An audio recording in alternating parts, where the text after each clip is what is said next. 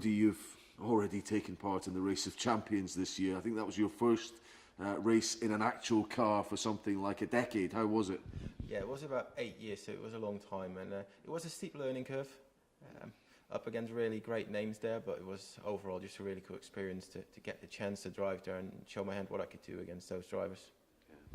And you've come from e-gaming. You won the McLaren competition. Can you just tell us about that and how it's relevant, I suppose, or increasingly relevant to motorsports?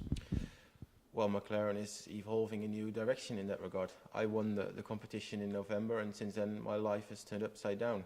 McLaren has given me the options to quit the regular job on that regard and go on as full-time sim racer. And you could clearly see that McLaren is trying to find a new direction with esports. The esport market is growing, and McLaren is leading in that regard to just be the first one to step into it.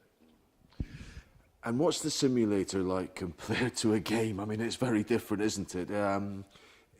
Is gaming, in any sense, a good grounding for simulator work? Gaming is a good grounding for any racing in that regard. But we should not forget that the F1 simulator for McLaren is made for car development and not specifically for driver training in that regard. So that's a steep learning curve as well, but it's a really cool job.